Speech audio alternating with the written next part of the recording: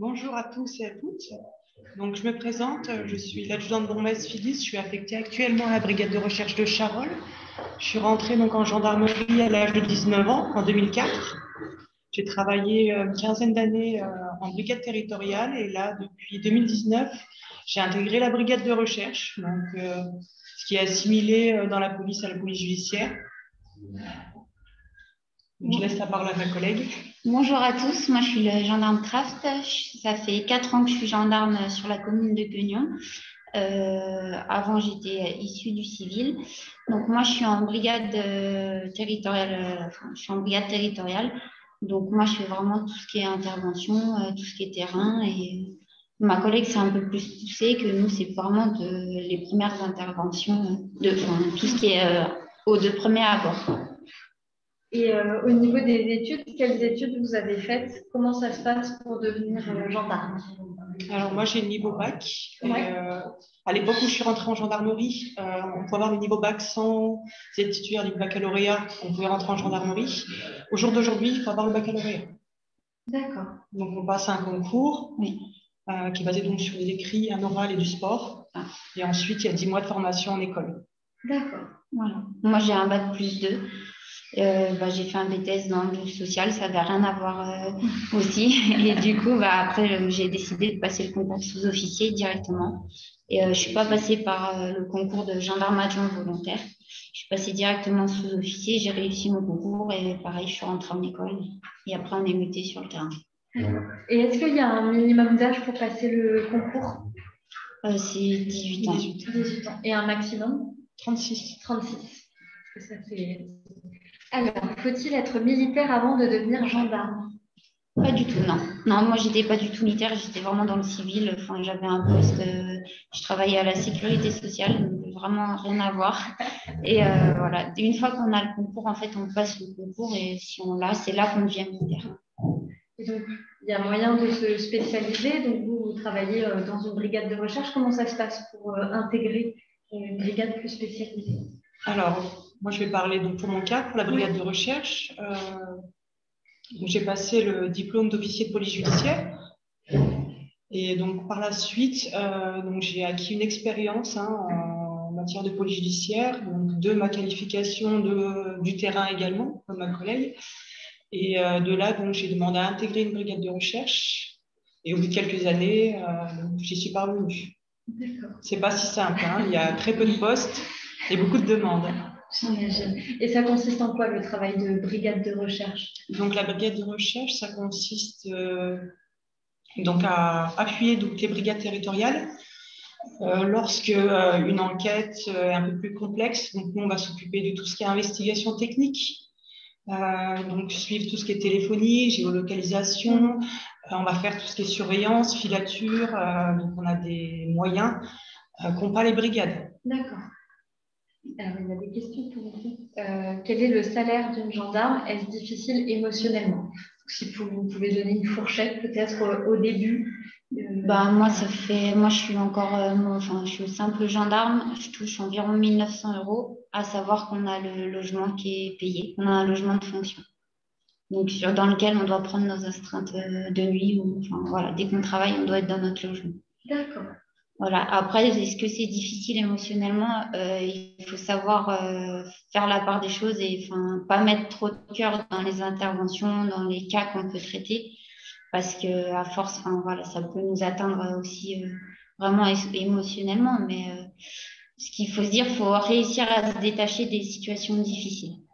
C'est ça le plus important, parce que c'est sûr qu'on voit des choses, on est comme les pompiers, on voit plein de choses et on a affaire à plein de dossiers. Et si on commence à y mettre trop de cœur, on s'en sortira jamais. Je dis pas qu'il faut pas avoir d'émotions, rien du tout, mais il faut qu'on se protège aussi nous personnellement. Pourquoi est-ce que vous avez décidé de faire ce métier? C'est une question posée dans le chat. Alors moi, j'étais toujours attirée par les métiers, on va dire, de l'armée. Et donc j'ai passé plusieurs concours, celui de la Marine nationale et celui de la gendarmerie. Donc j'ai obtenu celui de la gendarmerie et j'ai intégré la gendarmerie comme ça. Ça m'a toujours attirée depuis. C'est pour ça que je suis rentrée à 19 ans. D'accord. Moi, c'est toujours un métier qui m'a attirée. Enfin, c'est surtout le côté militaire qui m'attirait. Après, au début, j'ai pas osé me lancer là-dedans parce que je pensais que c'était inaccessible pour moi. Et au final, ben, en fait, ça revenait toujours dans mes pensées. Donc, j'étais pas épanouie dans mon travail avant.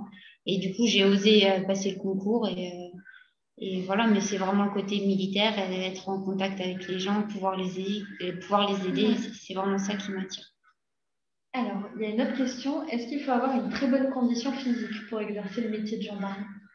Déjà, pour rentrer en gendarmerie, oui. Oui. Voilà, parce qu'il y a quand même des tests sportifs. Ouais. Il y en a beaucoup qui échouent d'ailleurs. Après, tous les 2 ans, donc une fois qu'on a obtenu le statut de gendarme de carrière, tous les 2 ans, on est évalué. Donc, on a un 3000 mètres à parcourir.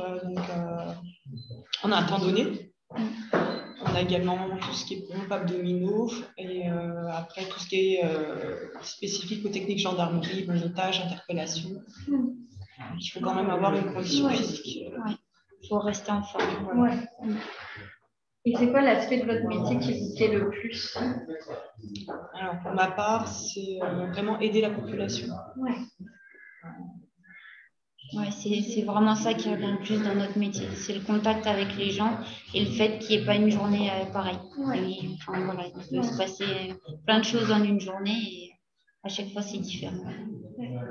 Et en termes de perspective d'évolution professionnelle, comment ça se passe dans la gendarmerie?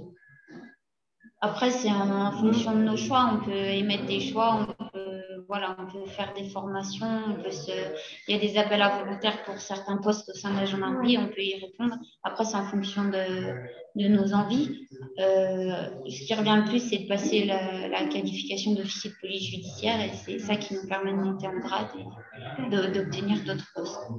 Il y a d'autres questions. 2 questions qui sont un peu la même, c'est quelle est la différence entre la police et la gendarmerie? Alors, la police, c'est tout ce qui est... la gendarmerie, donc nous, on est militaire. Donc, rien que par rapport au salaire, je veux dire, nous, on va toucher une solde, on touchera la même tous les mois. Que vous travaillez 70 heures dans la semaine ou vous travaillez 35 heures, on touchera toujours la même solde. La police, c'est différent. Donc, ils ont un système de RTT, d'heures supplémentaires, que nous, on n'a pas. Ensuite, donc, eux travaillent dans les villes. Nous, on travaille essentiellement donc, dans les campagnes. Donc, je pense que c'est à partir de 10 000 habitants où c'est considéré zone police, et en dessous de 10 000, c'est considéré zone gendarmerie. D'accord. Quels sont les grades de la gendarmerie? Se demande des collégiennes sur le chat. Donc, il y a au niveau des sous-officiers, donc on a le grade de gendarme, ensuite maréchal des logis-chefs, donc adjudant-chef, major. Ensuite, donc, il y a le corps des officiers, donc lieutenant, capitaine, chef d'escadron, colonel, général. Et peut-être pour clôturer cette rencontre, c'est quoi les conseils que vous avez envie de donner aux jeunes filles et aux femmes qui nous regardent aujourd'hui? Qu'elles suivent leur envie. Si elles ont envie de rentrer dans un métier militaire ou un métier qui est peu féminisé, il faut oser, il faut pas avoir peur en fait. Il faut oser, il faut se battre et puis il faut y aller. Ouais, il faut sauter le pas. Voilà, pour les très jeunes personnes, je dirais, moi je suis rentrée en gendarmerie, je ne connaissais pas vraiment le métier. Ouais. Donc j'ai passé le concours gendarme adjoint volontaire. Ouais. Donc c'est une formation de 3 mois. Ouais. Et donc ça nous permet donc de voir le métier et ensuite donc si on s'épanouit donc dans notre travail, on peut passer donc le concours de sous-officier. Donc là c'est une formation de 10 mois. Mais donc ça permet de découvrir le métier pour les jeunes. Donc c'est ouvert de 18 à 25 ans. Il y a 3 mois de formation. On est nourri, logé, blanchi.